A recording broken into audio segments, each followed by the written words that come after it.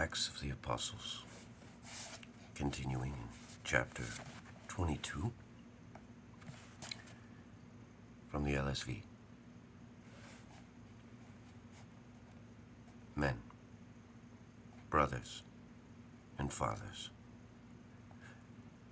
hear my defense to you now. And they, having heard that he was speaking to them in the Hebrew dialect, they became even more silent. And he says, I indeed am a man, a Jew, having been born in Tarsus of Cilicia, and brought up in this city at the feet of Gamaliel, having been taught according to the exactness of a law of the fathers, being zealous of God, as all you are today. And this way I persecuted to death,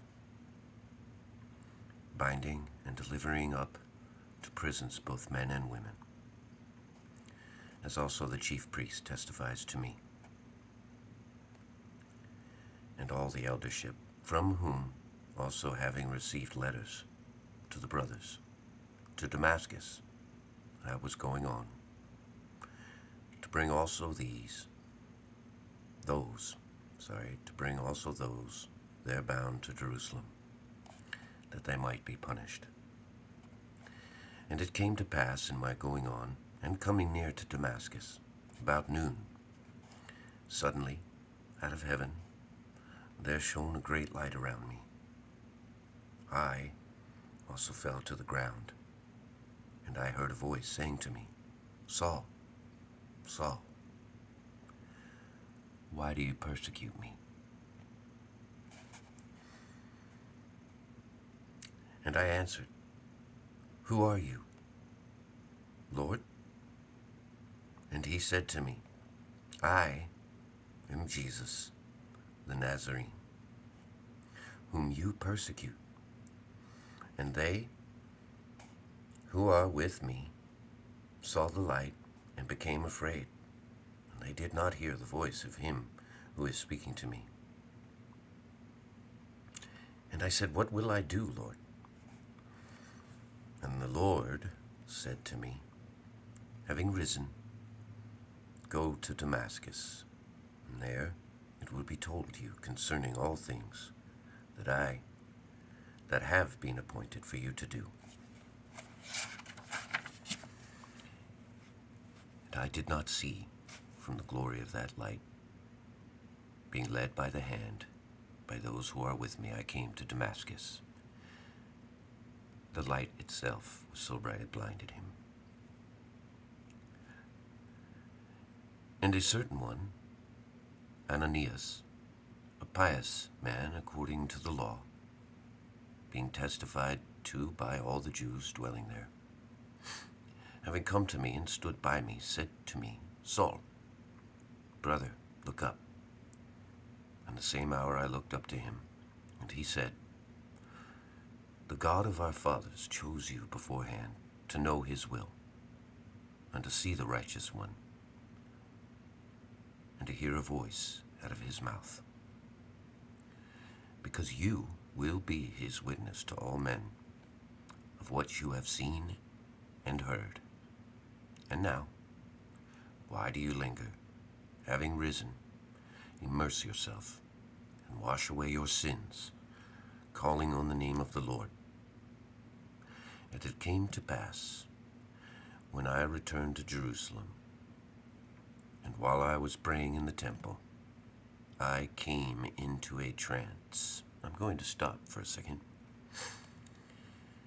Let's interchange the word immerse and baptize for a second. From verse 16. Now Ananias is telling Paul, to baptize himself or immerse himself. And wash away your sins. Sola Scriptura, or doctrines of men, you decide. Now we move on. And it came to pass, when I returned to Jerusalem, and while I was praying in the temple, I came into a trance. And I saw him saying to me, Hurry, and go forth in haste out of Jerusalem, because they will not receive your testimony concerning me. And I said, Lord, they know that I was imprisoning and was scourging those believing in you, believing on you, in every synagogue. And when the blood of your witness Stephen was being poured forth, I was also standing by and assenting to his death, and keeping the garments of those putting him to death. And he said to me, Go, because I will send you to far-off nations. And they were hearing him to this word. Then they lifted up their voice, saying, Away from the earth with such a one, for it is not fit for him to live. And they, crying out, and casting up their garments, and throwing dust into the air, the chief captain commanded him to be brought into the stronghold, saying, Let him be examined by scourges, that he might know for what cause they were crying so against him. And as he was stretching him with the straps, Paul said to the centurion who was standing by, Is it lawful to you to scourge a man, a Roman, uncondemned? And the centurion, having heard, having gone near to the chief captain, told, saying, Take heed what you are about to do, for this man is a Roman. And the chief captain, having come near, said to him, Tell me, are you a Roman? And he said, Yes. And the chief captain answered, I with a great sum obtained this citizenship. But Paul said, But I have been even born so. Immediately, therefore, they departed from him,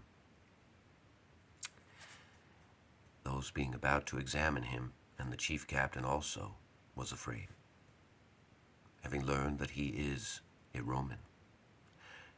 And because he had bound him, and the next day, intending to know the certainty for what reason he is accused by the Jews, he loosed him from the bonds, and commanded the chief priests and all their Sanhedrin to come. And having brought down Paul, he set him before them. Chapter 23. Pardon me. And Paul, having earnestly beheld the Sanhedrin, said, Men, brothers, I have lived to God in all good conscience to this day. And the chief priest, Ananias, commanded those standing by him to strike him on the mouth. Then Paul said to him, God is about to strike you, you whitewashed wall, and you sit judging me according to the law, and violating law, order me to be struck. Stop. Let's deal with some cognitive dissonance. Verse 3. Let's see. What emotional state is Paul?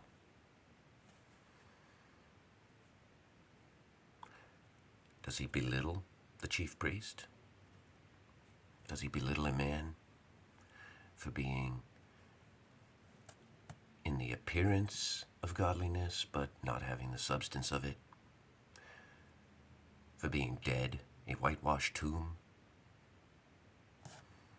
He's angry. It's very clear. You better reconcile these things with what the other things Paul says. The anger of man does not bring about the righteousness of God. Let's translate that properly. The wrath of man. The vengeance of man. He does not mean if that you are in an emotional state of anger, you are sinning, but that if you act on it vengefully in wrath. There's a difference. But people like to suppress the truth. It's okay for God. It's not okay for his image. Well, it's okay for Jesus, but that's it. No, let's get things correct. We ought to live with balance. We ought to live with reverence towards God. We are also made in his image. And therefore, most of the time, our anger is sinful. But it's not because it's anger, because it's not controlled, and because it's vengeful, and because it's based on some evil in our own hearts. That would be like saying happiness is not a sin. So tell that to the crackhead who's happy. You're all playing games. You need to get these things right in your heads. Let's begin again at verse 3 from chapter 23. Then Paul said to him, God is about to strike you, you whitewash wall, and you sit judging me according to the law and violating law. Order me to be struck. And those who stood by said, Do you revile the chief priest of God? And Paul said, I did not know, brothers, that he is chief priest. For it has been written, this is where Paul is correcting himself. Self-correcting. It's another element of one who has the Spirit. You will not speak evil of the ruler of your people. And Paul, having known that one part are Sadducees, and the other part Pharisees, cried out in the Sanhedrin, Men, brothers, I am a Pharisee, son of a Pharisee. Concerning the hope of the resurrection of the dead, am I being judged? Let's stop here. All of this just goes against the grain of our culture in the West. And these verses need to be clarified correctly. And most people aren't doing that correctly either. Just reading it. I certainly didn't. It's hard when we're born into a certain way and there's uniformity as opposed to unity. We are converted into Christ. We are not converted into so-and-so, whoever the guy is, or gal, whoever it is, other than Christ. So, we have to be very careful how we read, how we think, how we see. We have to be careful about condemning ourselves based upon having a feeling. And it's one thing to feel hurt. It's another thing to feel hurt and then want to lash out in that hurt and hurt somebody else. These are things of doing, not feeling, and separate them. And then learn to look at them objectively. And you can be self-correcting and you can go, wow, Lord, I am so sorry. I failed you. I failed you, Lord. I ask that you correct me, Father. And not only do I ask that, I ask that you would forgive me. Not only do I ask that you would forgive me, but I ask that you would help me to overcome this. And we can do all of that with our Father.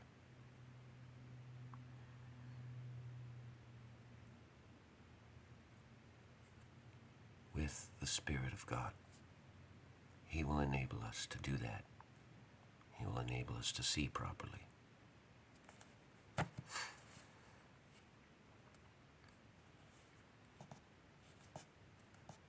Men, brothers, I am a Pharisee, son of a Pharisee. Concerning the hope and resurrection of the dead, I am judged.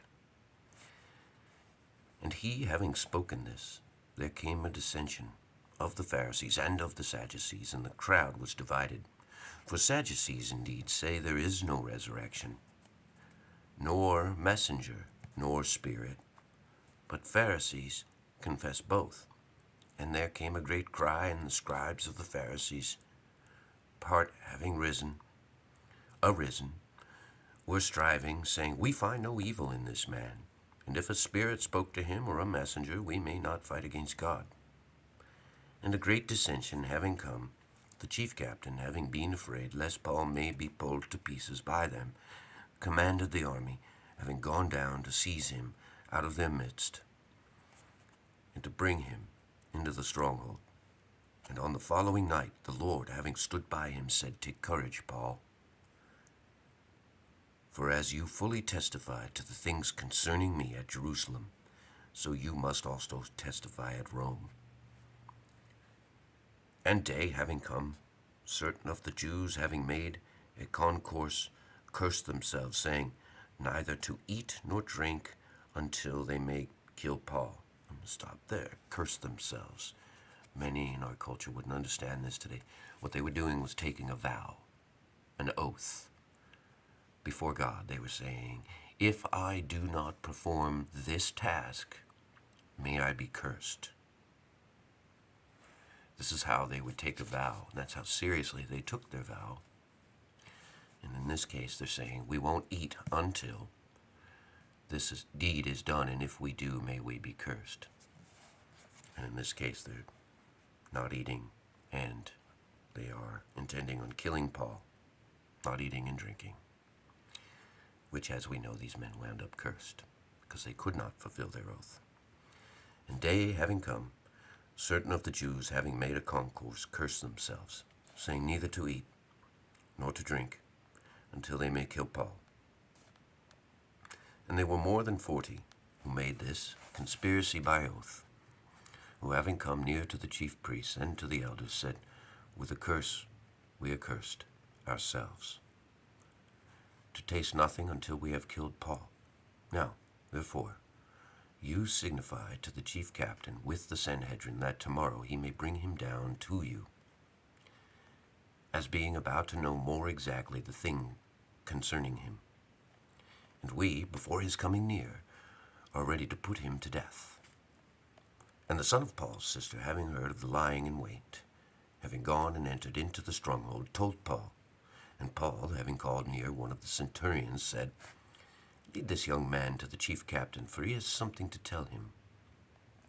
He indeed then, having taken him, brought him to the chief captain, and says, The prisoner Paul, having called me near, asked me to bring to you this young man, having something to say to you. And the chief captain, having taken him by the hand, and having withdrawn by themselves, inquired, What is that which you have to tell me? And he said, The Jews agreed to request you that tomorrow you may bring down Paul to the Sanhedrin, as being about to inquire something more exactly concerning him. You therefore may not yield to them, for more than 40 men of them lie in wait for him, who curse themselves not to eat or drink until they kill him. And now they are ready, waiting for the promise from you.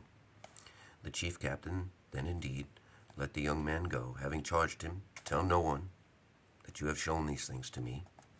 And having called a certain 2 of the centurions near, he said, Make ready 200 soldiers, that they may go on to Caesarea, and 70 horsemen, and 200 spearmen from the 3rd hour of the night.